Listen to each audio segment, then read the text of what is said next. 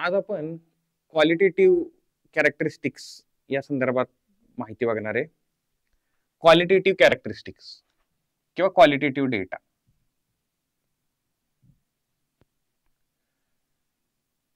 Qualitative शब्दाचा अर्थ आहे क्वालिटी.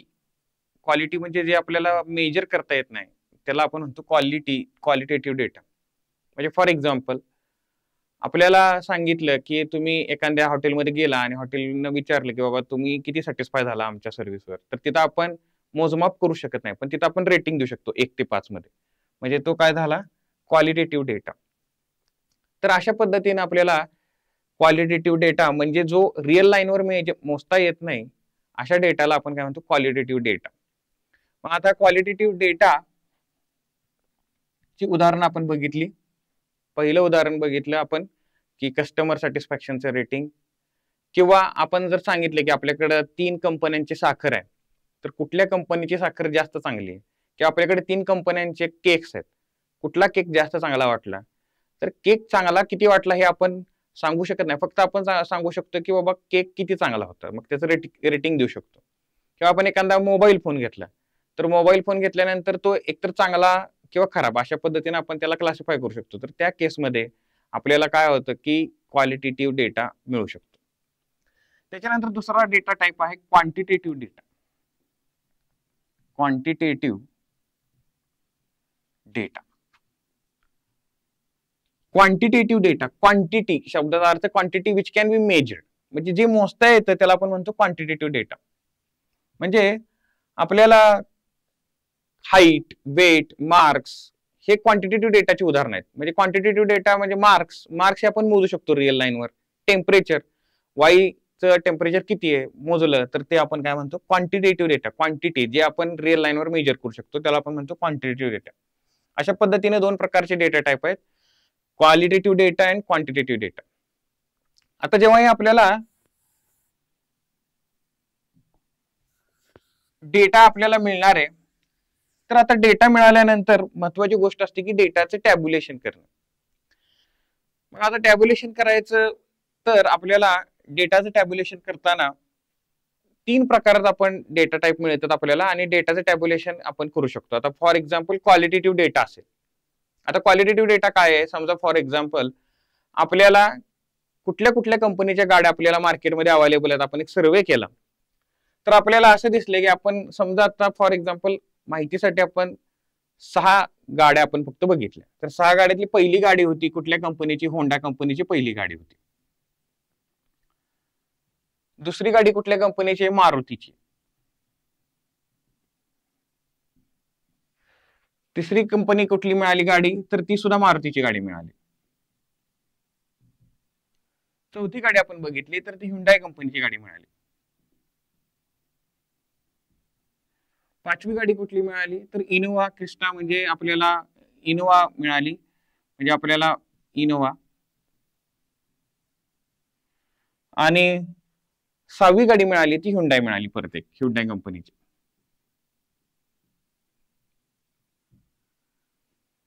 तर अशा आपल्याला 6 प्रकारच्या गाड्या ऑब्झर्व झालेल्या आहेत. तर आपल्याला याचं वन वे क्लासिफिकेशन किंवा टेबल करता येतो. म्हणजे फॉर एक्झाम्पल काय, तर आपल्याला याच्यात डिस्टिंक्ट युनिक किती आहेत, म्हणजे वेगवेगळ्या कुठले किमती आहेत. तर आता आपल्याला वेगवेगळा डेटा कुठला आहे, तर पहिला डेटा आहे, पहिली गाडी आहे होंडा कंपनीची, दुसरी आहे मारुती, तिसरी आहे हुंडाई, आणि तिसरी आहे इनोवा. मग आपण काय करू शकतो, तर ही गाडींची टाईप, ही गाडींची कंपनी, आता आपण इथं नाव देऊया कंपनी. आता आपण त्याची काय करूया, टॅली मार्क करूया, मोजूया आपण टॅली मार्क.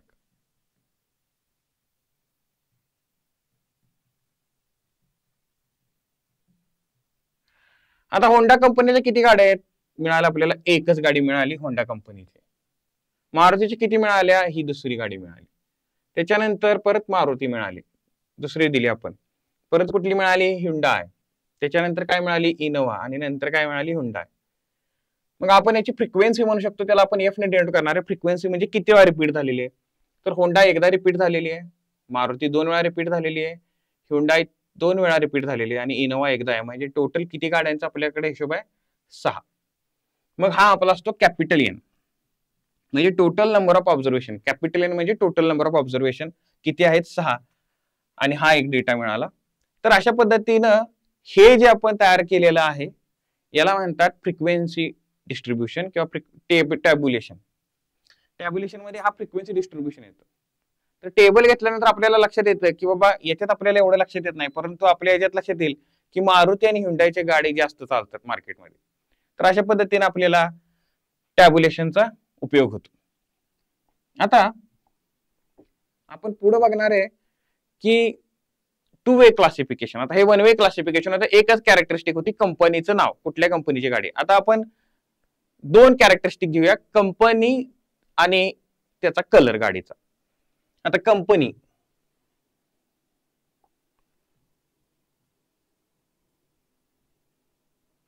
आणि त्याचा कलर. आता आपल्याला कंपनी गाड्यांची बघितली तर पहिली गाडी मिळाली आपल्याला होंडा, दुसरी गाडी मिळाली मारुती, तिसरी गाडी मिळाली परत मारुती,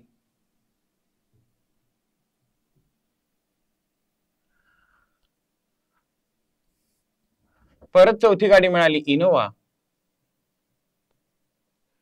पाचवी गाडी मिळाली आपल्याला ह्युंडाय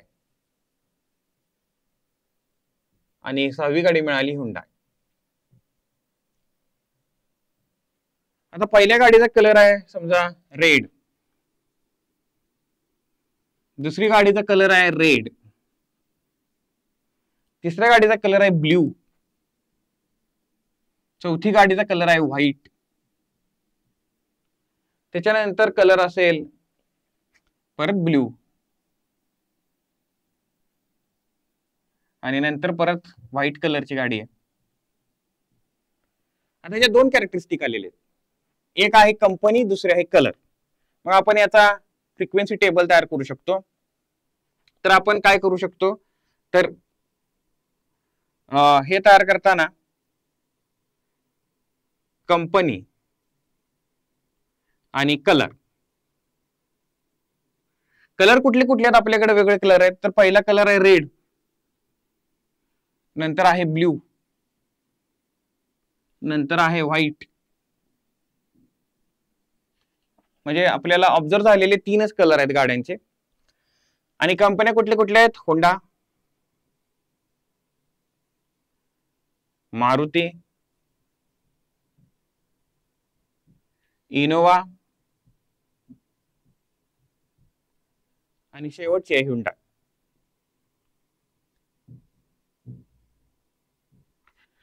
तर आपण जर कलर बघितले तर आपल्याला असं दिसून येईल की होंडा आणि रेड. आता पहिलं काय होंडा आणि रेड, म्हणजे इथं आपला टेलीमार्क येणार आहे पहिलं.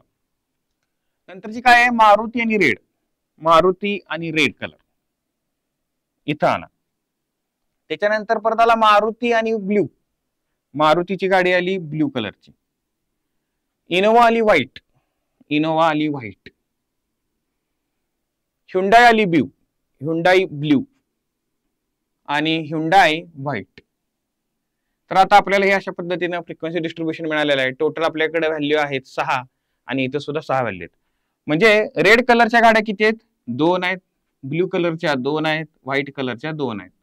आणि आपण जर असं बघितलं तर होंडाची किती गाड्या आहेत? होंडाची गाडी आहे 1, मारुतीच्या आहेत 3 आणि इनोवाची 1 आहे आणि ह्युंडाईचे होंडाची 1 आहे. त्याच्यानंतर मारुतीच्या 2 आहेत, सॉरी मारुतीच्या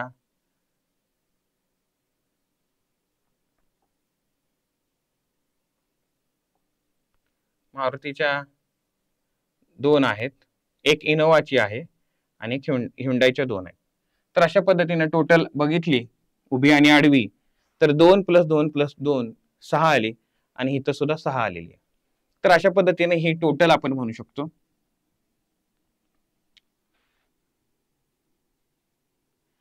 तर हा 2 वे टेबल झाला. याच्यात 2 कॅरेक्टरिस्टिक लक्षात घेतलेले आहेत आपण. मगाशी जो बघितला होता तो वन वे होता, फक्त गाड्या कंपन्या होत्या आणि आपण कुठल्या कंपनीच्या किती गाड्या आहेत त्या बघितल्या होत्या. तर हे अशा पद्धतीनं आपण बघू शकतो की कशा पद्धतीच्या गाड्या आहेत. आपण कलरच्या बाबतीत बघितलं तर सगळे कलर एकसारखे जात आहेत, कुठलाही कलर जास्त होत नाही हे आपण सांगू शकतो, पण ह्या डेटाकडे बघून सांगू शकत नाही. त्यामुळे आपल्याला टॅब्युलेशन ही गोष्ट गरजेची आहे. तर हे झालं क्वालिटेटिव्ह डेटाचं वन वे टेबल आणि हा झाला टू वे टेबल.